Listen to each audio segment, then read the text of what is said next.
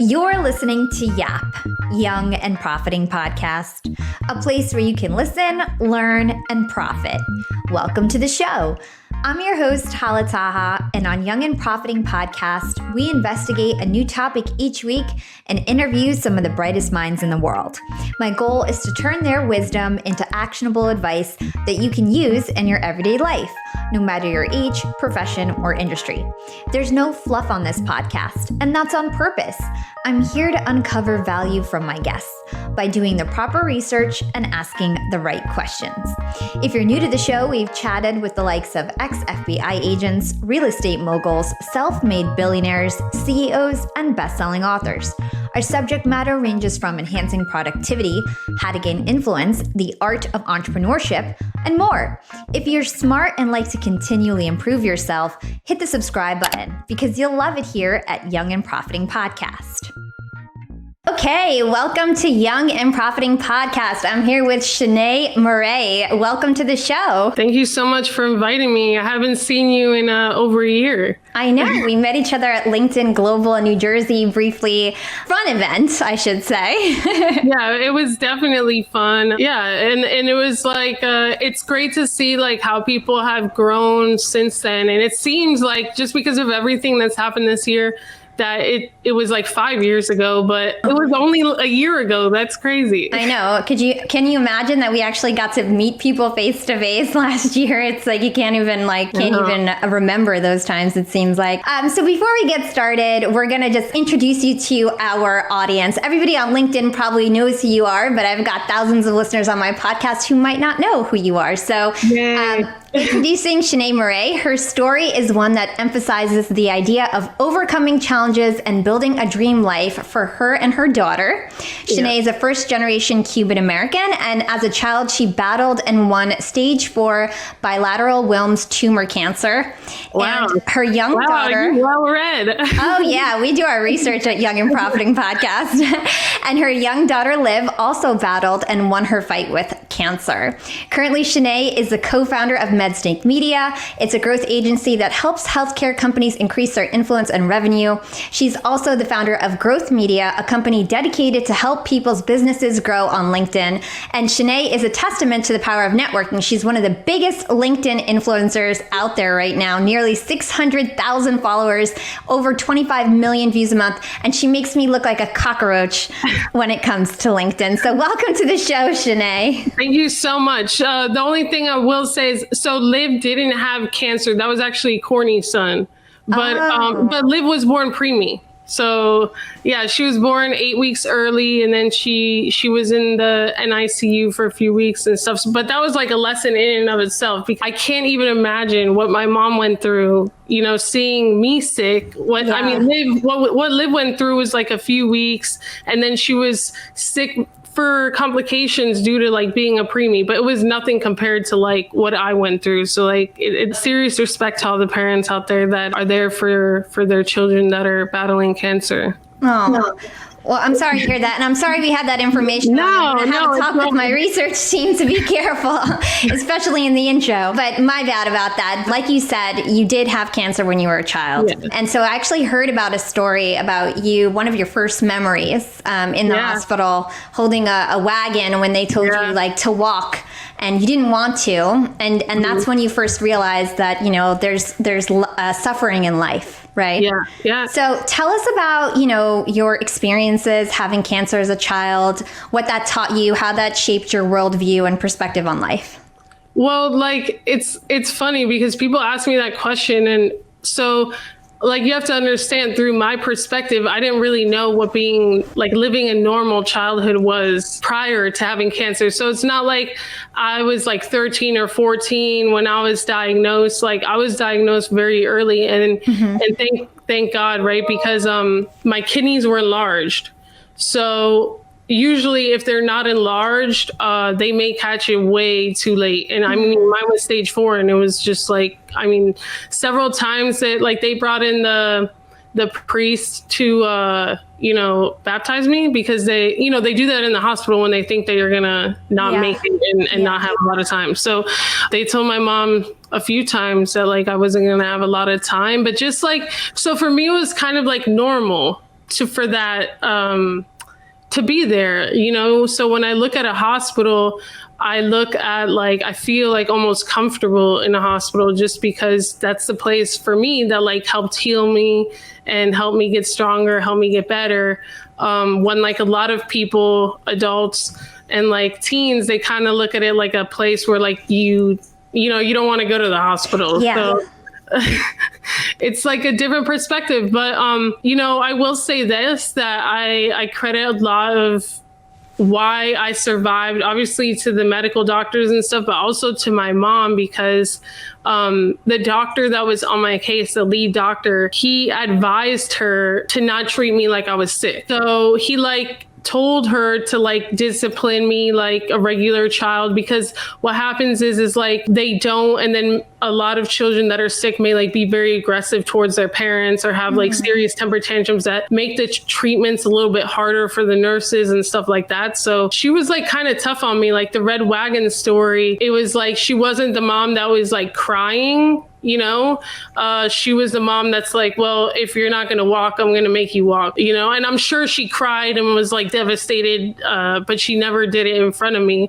And she would always kind of tell me like, okay, this is like temporary, you're going to get stronger and stuff like that. So I think that like psychologically that helped me a lot. Yeah. And probably because she made you feel normal, right, it helped you maybe get normal faster because you believed that you were normal too. Right. I think your health has a lot to do with the way you think and like your mental health too. Absolutely. I've heard you say in the past that you suggest to differentiate yourself by embracing your darkness, embracing your scars. But there's many people who are, they feel embarrassed about their past, and they're not willing to really share their story. Why do you suggest that people be open, be authentic, and share the trials and tribulations that they've had in their life?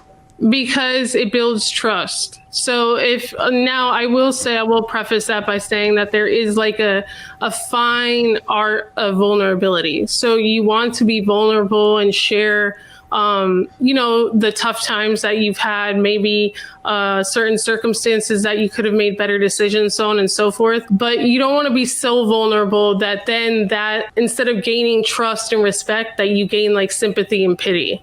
Yeah. So you don't want to victimize yourself through vulnerability. So there is like a fine line, like on one side where it's empowering and you could inspire others and leverage that to like build a huge community that trusts you because you're open with them. But you don't want to push it too far that then like you're victimizing yourself, and then people will do the opposite, because nobody likes somebody that's like always with a sob story, right? Yeah. Yeah. So cool. But that's why it builds trust and it makes you seem real. And I can't tell you the amount of business opportunities that have opened up for me, not just with Medsnake Media initially, the first company that I co-founded, but now with Growth Academy, just because people have heard my story. And when you also look at that, people are much more likely to remember you if you have a story than if you're just sharing information. And, it's something that can't be replicated. They can replicate everything else, your pricing, your product, but they can't replicate your story. I love that. That's such a good point. And I'm going to dig deeper later on in terms of how you develop your stories and some of your copywriting skills. Since we are live, I'd like everybody who's tuning in to tell us where you're located. We'll shout you out. So we've got lots of folks tuning in already. So thank you so much. And if you have any questions for me or Shanee, just let us know. And we'll make sure to ask it if it's relevant to the conversation. So speaking of, your trial, and some of your, things that you've dealt with in the past, you actually left your full-time job I did. Because they would not let you take care of your daughter, or you felt like you didn't have enough time to focus on your daughter. So tell us about that time. I think it was a turning point in your life. Would you share that story with us? Yeah. So Liv, my daughter, she's a toddler now, but then she was like around 6 months, maybe 6-8 months. And she got a flu from like a certain type of influenza strain from being left at daycare, because like most parents, I would have to like wake up super early, leave her at daycare at 7 o'clock in the morning, work till 5, and then go get her. So like I wasn't with her for basically 12 hours, and she was pretty young. And like I said, she was a preemie. So she was a little bit smaller and stuff like that. She got sick. So she actually ended up going to the hospital, being like we had to stay there. Like I had to stay there, me and my mom, and for 14 days. So around the 10th day, you know, my boss at the time was like just getting irritated. So sending me texts like, hey, when are you gonna, like, we need you back at the office, like, you know, one after the other, like just not understanding that I was just, you know, not going to leave her there because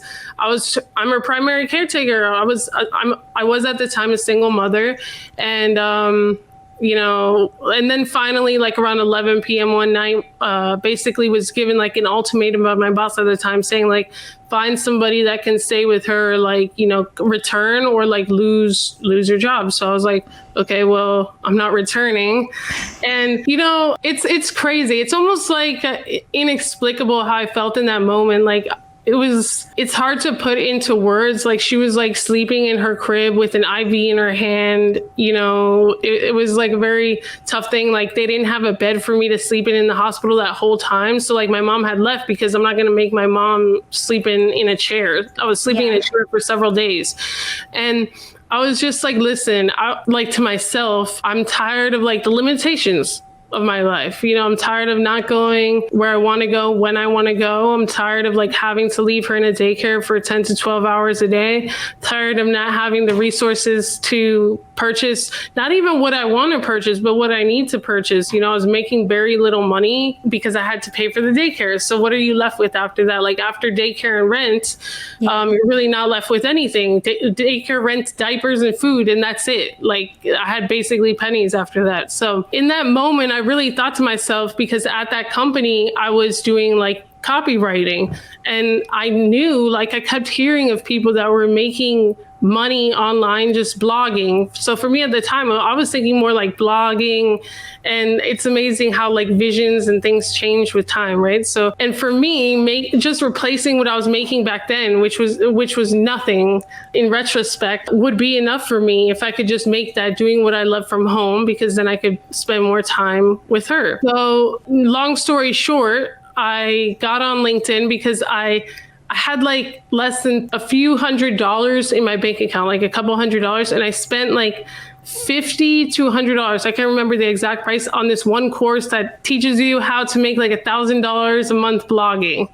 And one of the things in the course was, make a LinkedIn and blah, blah, blah. So I made a LinkedIn. And this was like probably four to 6 months before I even created my first post. So I had just, you know, put up a picture and started, you know, just building relationships with people on the back end, like messaging them and stuff. So before I left, but I had no experience. Like I had nothing to show for a portfolio that was not related to my work, which I couldn't use. So long story short, before I left the hospital, so within the next 72 hours, I had already reached out to people and said, hey, I'll write a free blog for you if you write me a recommendation on my profile, because I wanted samples of work to show people, and I wanted recommendations on my profile to increase trust so I can get paying clients. And before I left the hospital, I had 3 recommendations. That's amazing. It just there's so many lessons to learn in that. The first thing that really calls out to me is the fact that you invested in yourself. You took this course. That's one thing. And when I did it, it's crazy, because when I did it, I'm like, you're insane. Like you're not, like, you may not have money for like food that you need. I mean, you know, I'm going to have to ask my mom for like $50 or something. And I never, I'm like that type of person, you know? So I was like, you know what? Like, I just felt like this like feeling, and I was like, what do I really have to lose? And I told myself, I was like, what do I really have to lose? Okay, like if this truly fails, like in the next month, I'll lose my car, like I'll lose my apartment, but that's like basically it. And then I'll just have to like admit defeat and go live with my mom and then find another job. Like that's like the worst that can happen. You know what I mean? Yeah. Or if it works, like there's a whole world out there that I don't even know. And I like had the dedication to like work till 3:00 in the morning if I needed to every day to find out if it would just replace that income. Yeah. So before I left the hospital, I had those recommendations. And within 4 weeks, I secured my first contract, and the retainer, like when I got that check, I like tears when I was walking back to my car were like literally pouring out of my eyes, because it was $500 more than what I would have made the whole month at my previous job. Wow. And this was to help somebody ghostwrite a book. So, and it was just the first check of like a 6-month contract. So that was like the real validation to me that like, okay, like I do have what it takes, and you can make real money doing what you love. And like from there it was like, I'll never turn back. Yeah. That's absolutely amazing. Such an amazing story. So tell us what happened next. You know, you got these clients, you were resourceful, you know, you took action, relentless action, you had the work ethic, you had the skills. So what happened next? How did you, you know, get more clients and build your business? Yeah, so that's a great question. So obviously after getting that one client, I was like spending more time on LinkedIn. I got a couple more, like, but I wasn't posting yet. And I was watching like a lot of people that were growing. And I was like, wait a second, like, what are these people doing? Like, cause I like noticed patterns. And that's also around the time that like LinkedIn videos started to like really pop.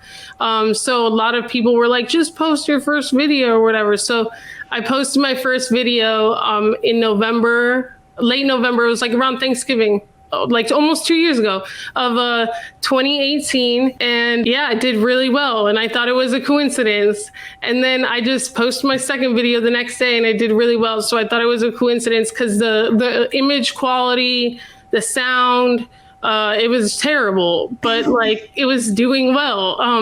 And then the third video did really well. And I started noticing like I was getting a lot of inbound prospects. Like I didn't have to message anybody. They were coming to me and I was like, wait a second, like there's something to this. Yeah. And I posted my fifth video and they also did well. So I was like, okay, maybe it's not a coincidence. Why are people watching my videos? So that's when I started asking people. I was like, hey, why did you like this video? If the image is terrible, if like it's shaky and the sound is terrible. And they're like, oh, because you're real. Or like, it's because of what you're saying. And that's also something that like, it just so happened at the time to a lot of other people that were showing up on video on LinkedIn were doing it in a very corporate type of manner. Yeah. Where they had to have their makeup perfect. They were in suits. And I was showing up kind of like this with just like a 30-second message. So like it was different. Yeah. I mean, like success on LinkedIn is all about standing out. And you're right. When you first started, you were like so casual. You were just kind of like the girl next door who would hop on and everybody could relate to. And I think that goes back to the stories that you were talking about before and telling your story and sharing your story. It made people feel, I think, connected to you. Yeah. More. Yeah. And I feel like, you know, since then, I never really prepped a video. Like I was just doing a whole different strategy and I didn't even realize what I was doing at the time. I was just showing up, right? Because I was seeing the results. So I was like, I'm the type of person that I double down on what works and I release what doesn't. So I'll get rid of what doesn't. I'll double down on what works. But for me, it's all about numbers. So when I started looking at everything, I was like, okay, this is working. But what was I saying? I forgot what it was saying. Doubling down on what's working, what's not. Yeah, but I was going somewhere with this. I forgot. But That's okay. Let's do shout outs. Let's do shout outs. So shout out to Natish, Adam, David, Deirdre, Angel, Sanat, Carolyn, Parth, Lorenzo, Patty, Howard, David, Ricardo, Catherine, Angel, Michael. Thank you guys all for tuning in. If you guys have questions for Shanee or me, let us know. So Shanee, let's talk about Medsnake Media. So you started this company, and I believe you help people with like their marketing and even their billing and things like that. And so you had mentioned in previous interviews and things like that you feel connected to the healthcare industry. You feel like you love the healthcare industry. They helped you, be able to survive when you were younger. How come you didn't decide like to be a doctor or a nurse? Like, why did you decide to like kind of go on the outskirts of the industry? That's actually a great question.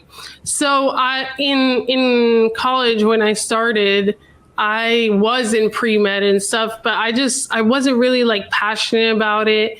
And I always loved to write. So like when I was in cancer treatment, a lot of the times like my kidneys would hurt and stuff, like I would have to like lay down, and just like even afterwards, so even to today, like sometimes because I had surgeries on my kidneys, so the scar tissue will hurt and I'll just have to like rest for like a day. Like my body will kind of like let me know in a way. So when I had like downtime, I would love to read. Like I was like one of those kids when I was young that like read Harry Potter in one day, like a $500 or 500 page book. And so I would read and I would write. So when I was like in pre-med, I kind of felt like I was like in this conflict of like, okay, I do like the idea of healthcare, but like I would really love to be a writer. And it's so funny because back then, when I was in college, 10 years ago, you kind of had to write a book to like build a community. And now it's like the opposite, where it's like publishers won't even take you on unless you have a community already. And then your community is kind of at the point where they're demanding a book. So it's amazing how like things have changed. But in my mind, I was like, okay, well, healthcare writing. And that's kind of how I got into like marketing. But I didn't really tie it to my story or to healthcare until I got on LinkedIn and I was passionate about it. And that's like one of the main things with copywriting. You have to write what you know, what you're passionate about. And obviously things have evolved from there. Like, I just launched Growth Academy 2 months ago, but with Medsnake, it was like, I could explain, I really understood healthcare when a lot of marketers and stuff didn't. So we helped a lot of facilities, and that's like the number one complaint that we would hear is like these facilities would spend a lot of money with marketing companies, but then they would have to kind of explain the healthcare space to them. And, when you're marketing for a facility, when you're doing their marketing, let's say they want to attract Medicaid patients, it's completely different than attracting private pay patients or attracting private insurance patients. It's a completely different demographic. If you don't really understand healthcare, you're not going to understand that. Yeah. So we continue to serve them, but like it was just a great thing because it opened a lot of doors where people are like, okay, she understands the healthcare space. They remembered me for the story. And then, in meetings, I would obviously prove our proficiency and stuff. So, yeah. So when it comes to like when you were building your business, how did you know that there was actually a demand for the services that you wanted? How did you decide that, the demand was big enough to go after? Like for copywriting, for marketing and stuff? Yeah. So, okay, that's a great question.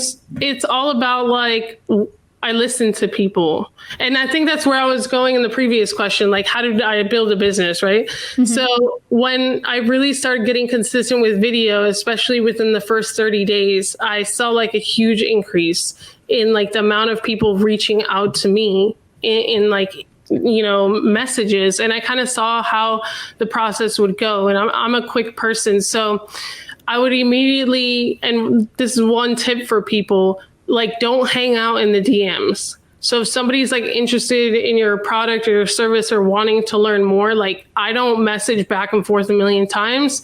I set up a call immediately for like today or tomorrow. And because the faster you move, the faster they move.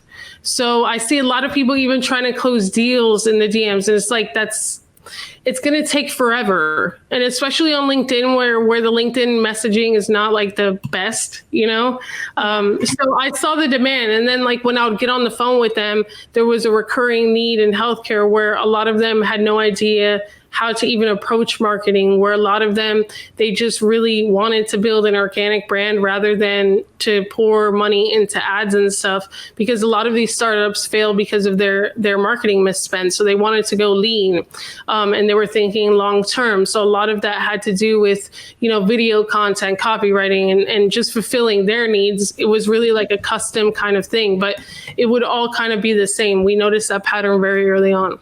Mm-hmm. Yeah, I think that's really interesting. Okay, so how did you end up meeting your co-founder at Medsnake Media? What's the story there? So she actually reached out to me on LinkedIn, and it's funny because you said, hey, people can relate to you. And that was kind of her message to me, like, hey, your videos are so relatable. And then we built a friendship from there. And then we found the demand because she's doing medical billing and credentialing. So once the facility is up and running, they would always ask her, like, okay, we're ready for marketing. Do you do that too? And she'd be like, no, I don't. But she kept referring people to me initially. And I was like, okay, well, why isn't there like a one-stop shop for all of this? So that's what we created. Very cool. I know that you had a big break. You had one of your first clients was pretty big and significant, and it helped you kind of have a new life. It helped you start a new life. And I can relate because I work full-time at Disney Streaming. I just started a podcast marketing agency, and I just got like 3 pretty huge clients, and now everything's taking off. I'm ready to quit my job. It's like just crazy. I can't even believe like how fast we're scaling. And so it's just like goes to show the power of LinkedIn. Like once you have a brand on LinkedIn, you can literally start anything, Yeah. So tell us about this story. How did you land your first client? Did you have a website already? Did you have a logo already? Or did you just go for it? I don't even know if we had a website already, but he reached out on LinkedIn. It was like very short. It was literally within 1 month of December. So I think it was like in late December or early January, right when I had just started in the first month of like posting videos. And he just reached out and he was like, hey, how much do you charge for copywriting services? Blah, blah, blah. It's funny because like I did the first project, and then like his wife saw it and was like, wait a second, who wrote this? And then that's how they got us on retainer, because she loved it. So, and they had so much more work. So, it was life changing. And I was like, wow. And we still have that relationship till today. And then I would say like my next big impactful connection came 6 months later, when a random connection that, again, just watch my video content very frequently, reached out, was like, hey, I have a friend, a colleague. He lives in West Palm. He's close to you. I'd love for you guys to meet. I would love to introduce you to him. I don't know if you guys can work together, but just whatever. And that's when I was introduced to Christopher Hummel. Yeah, I know he's one of your major clients.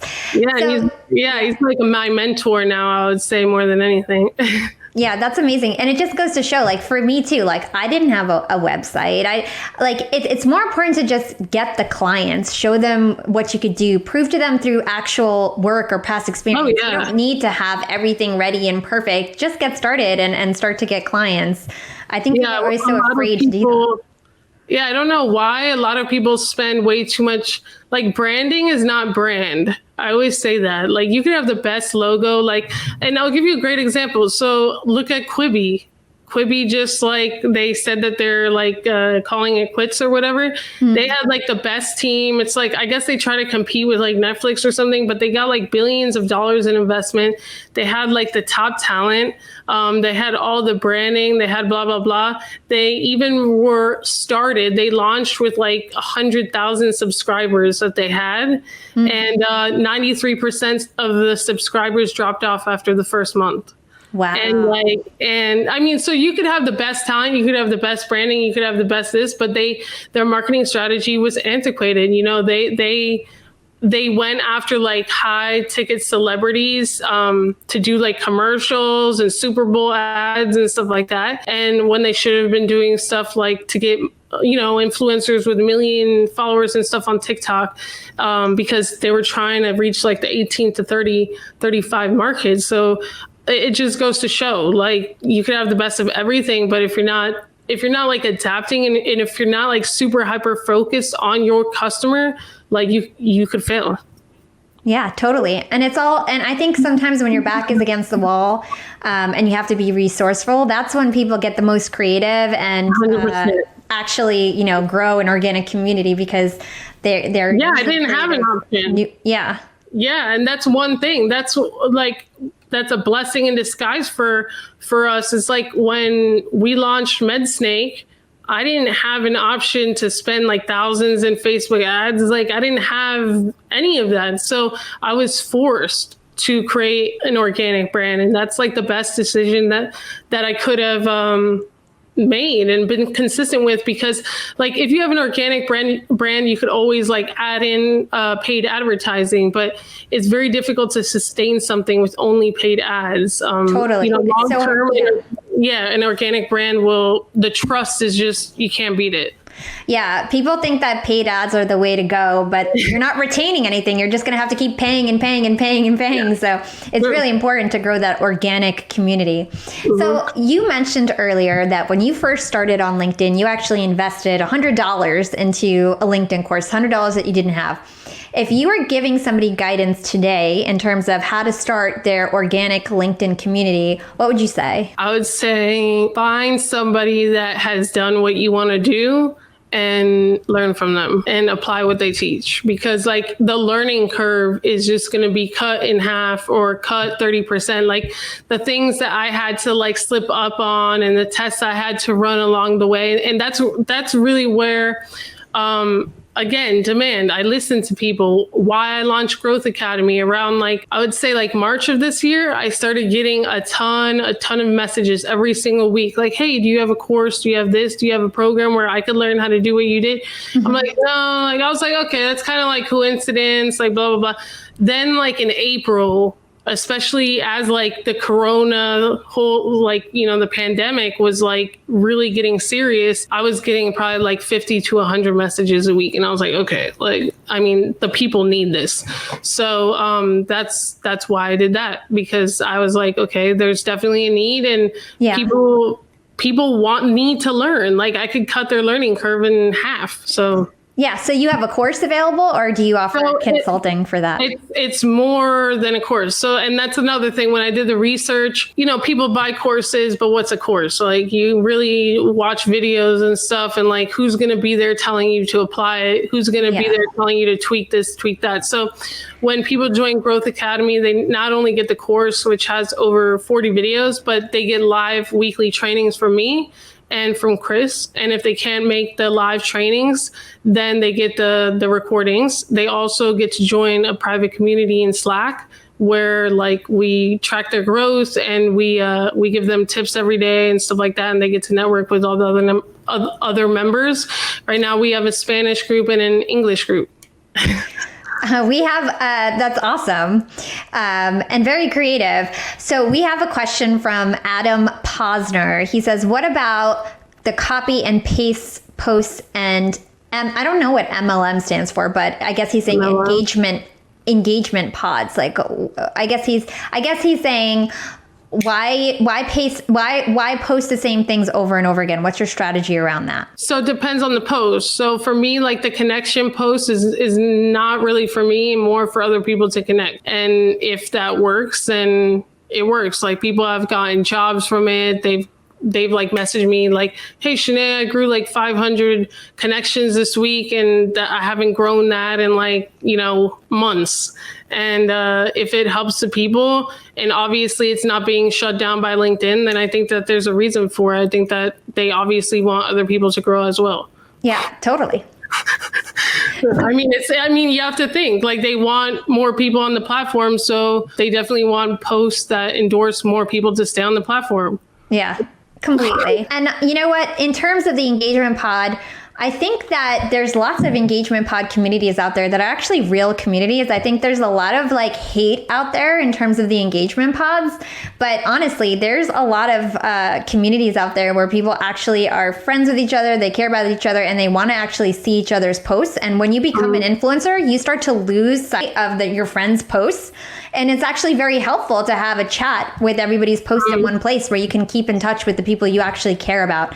And so I think people have this like weird idea about engagement pods that it's fake, this or that. But it's I would like these people's posts if I had seen them in my feed, but I don't control the algorithm. And this is a way to control the algorithm. So I think everybody's hate about engagement pods is a little bit of jealousy mixed with other things. Yeah.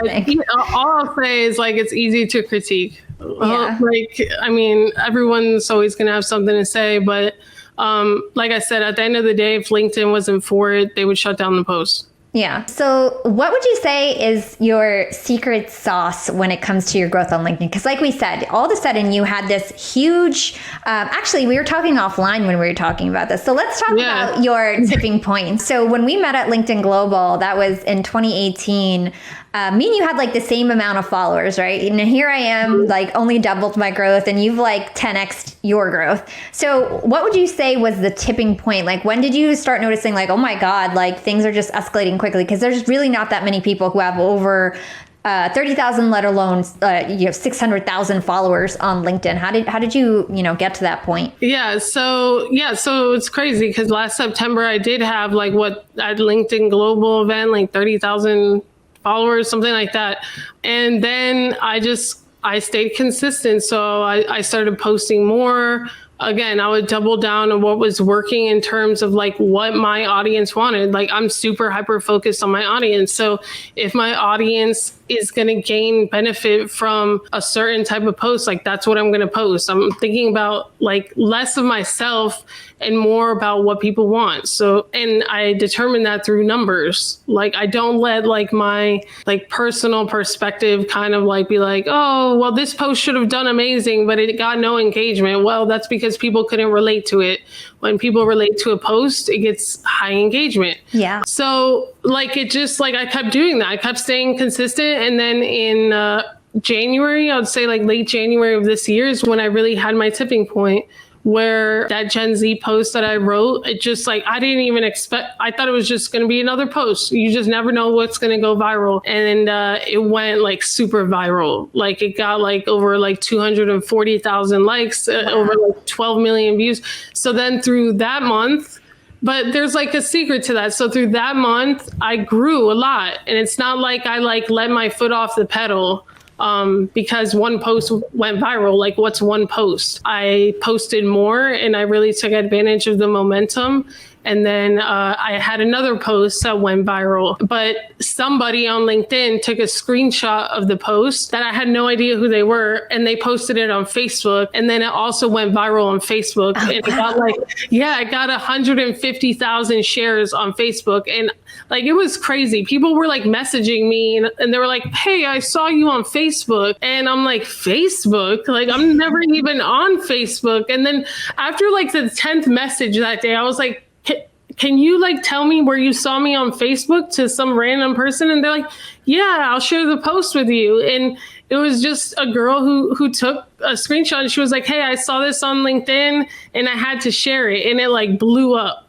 And then like 20 other pages shared it. And it also went like 50,000 shares, 8,000 shares. Like I had people all over the country that were messaging me being like, hey, Shanee, like people from high school, I saw your post on Facebook. Oh my God, that's so insane. And it wasn't even, it didn't even get credited to you as some other girl's page. No, it did, because like the way she screenshot, it had my name. It said like, Shanee. Okay. And that's how like all these people, like there was like even one page that went viral and like quit your job. Like my guy friends were like messaging me like, oh, Shanee went viral and quit your job. Like it's crazy what happens when you go viral on Facebook. Like that's funny. I've never been viral on Facebook, so I've only been viral on LinkedIn, so that's all I know. So what was so special about that post? Let's dissect that Gen Z post. What was it about? Why do you think it went viral? I do know. So when I thought like it was doing well and doing viral, I thought it was because it was like about Gen Z. So I was like, oh, it's because like Gen Z is sharing it so much, blah, blah, blah. But when I actually started looking at the shares and what people were doing with the shares, what they were saying. So it's actually targeting the people that want an opportunity now, the Gen Z population. But then a lot of the older people were resharing it and saying, I'll never forget my first manager that gave me an opportunity. Like, please pay it forward for somebody. So it's like targeting like people my mom's age, and they were like resharing it like crazy, thanking the people that had given them the first opportunity. And then it was also like the Gen Z were resharing it. But I thought it was just the Gen Z that was making it viral. It wasn't. A lot of older people were, paying like thanks to the people that had given them an opportunity. I guess just for context, if like I don't remember the Gen Z post. So like, what was the what did it say? What was it about? Well, the general gist was just like, hey, as an intern, a paid intern, I just started with us. And I was like, hey, this person doesn't have experience. But I mean, for me, it was so basic. But sometimes the posts you never expect to will go viral. So, the person did everything right during the interview.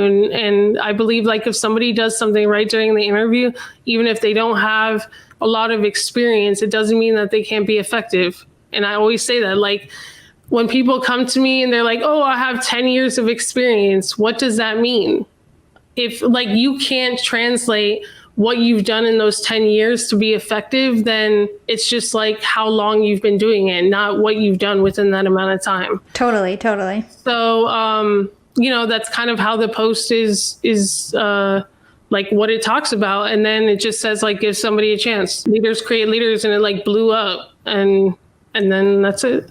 So when it comes to your LinkedIn, like you talk a lot about like HR stories and things like that. Are those stories true? Like, your stories, or are those stories that you find? How do you decide what to post? Well, so like the ones that I say are mine. I just can't, like, some people are not going to tell me, allow me to share their names. Other people, like I get probably hundreds of messages a week with people being like, hey, can you please share this story on my behalf?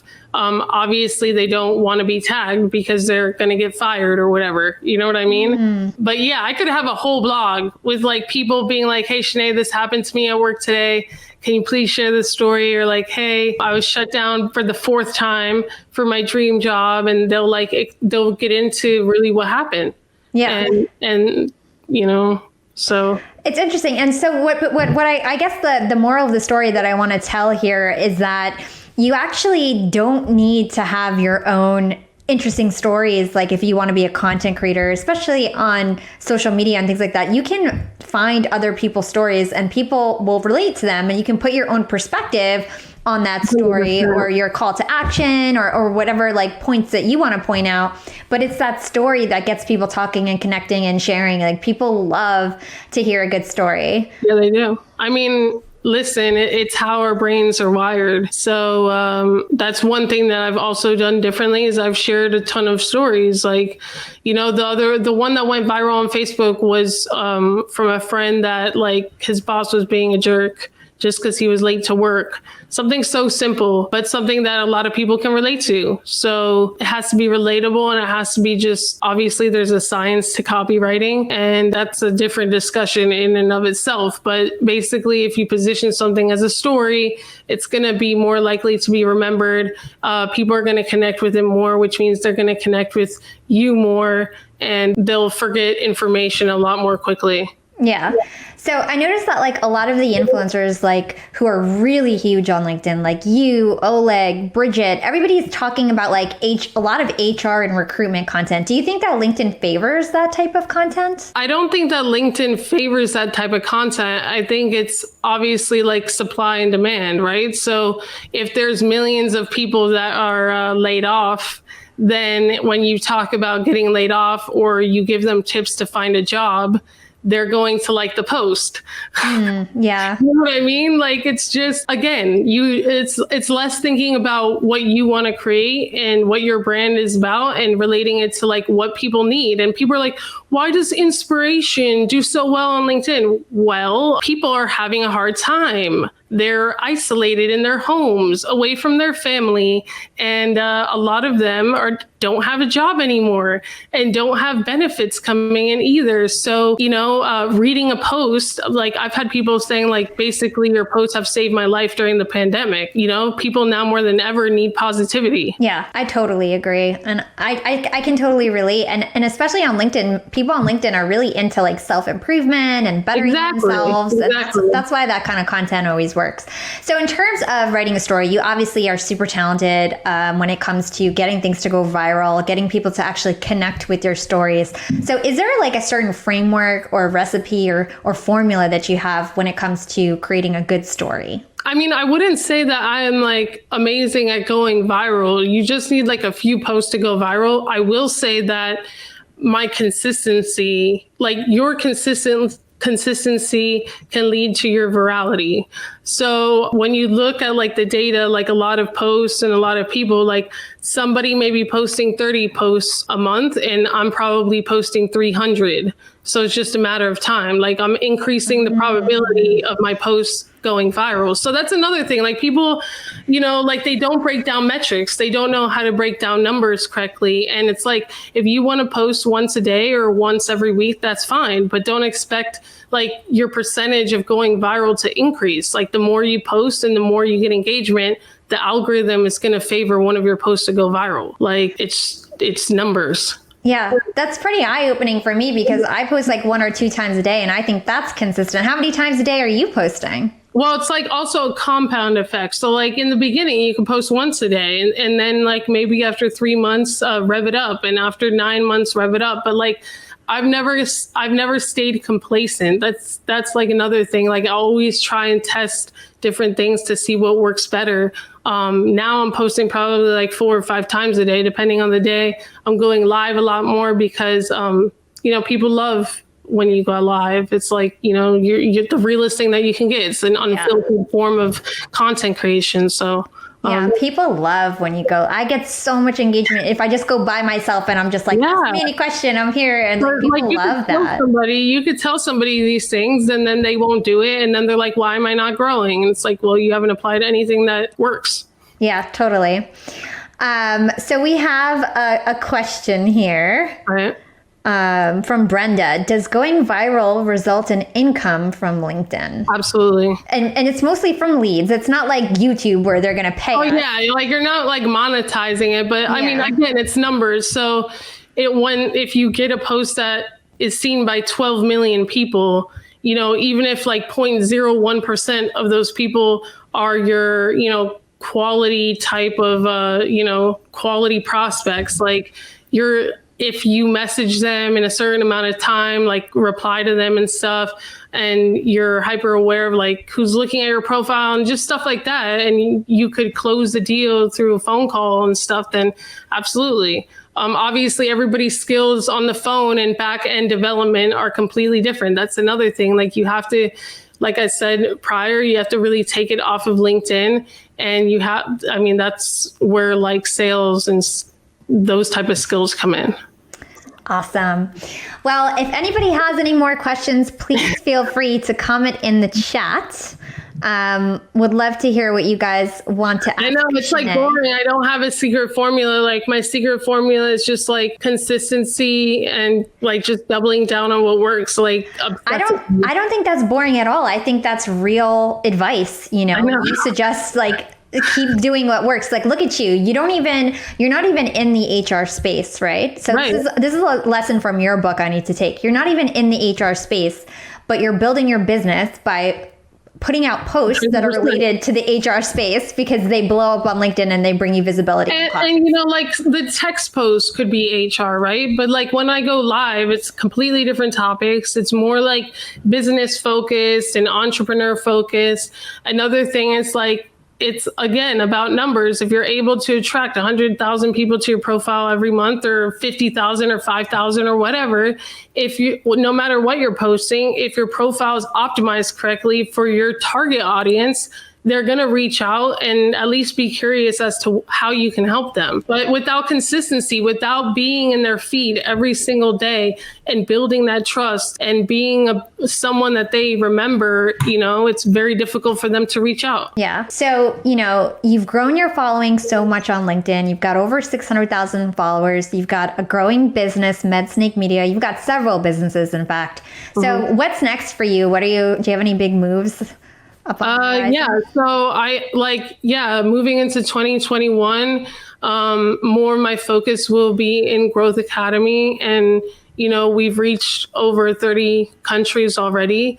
We're in 2 languages and we're expanding into 5 more. So obviously, my heart is with the e-learning space. I love to teach and I love to see other people grow. So that's going to be where my focus is. And then, I have some other things coming up as well. But surprise. I'm like a surprise person where I just launch something, no pre-launch, no You're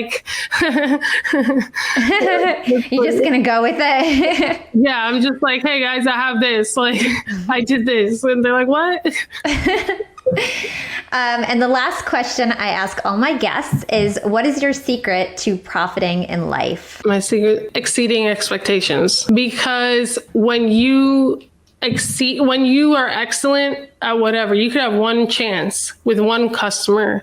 But if you exceed their expectations and if you give them excellent customer service, they're going to go tell 10 friends. And then that one chance turns into 10 chances, which could turn into 100 chances, which can turn into a huge business. Mm-hmm. So a lot of people, they overpromise and underdeliver. So then they're constantly trying to recruit new customers over and over again, then retaining ones that they have. And then, if you have very, very happy customers, they should bring in referrals. They should bring in trust to your brand by giving you recommendations. There's a lot of other things that go into that, but exceeding expectations and doing more than what's expected, always going above and beyond. I love that. I couldn't agree more. Giving 110% in everything that you do. They say how you do anything is how you do everything. And I think that's a good gem to always keep by your side. So thank you so much, Shanee. I think this was such a great session. So happy that you joined us today. Thank you so much. I appreciate it. And I just really appreciate the time and continue to grow. You'll get to 100,000 soon. I hope so. Yeah, you will. Bye, guys. Bye. Thanks for listening to Young and Profiting Podcast. If you enjoyed the show, please write us a review or comment on your favorite platform. Nothing makes us happier than reading your reviews. We'd love to hear what you think about the show. And don't forget to share this podcast with your friends, family, and on social media. I always repost, reshare, and support those who support us. You can find me on Instagram at YAP with Hala or LinkedIn. Just search for my name. It's Hala Taha. Big thanks to the YAP team as always. This is Hala signing off.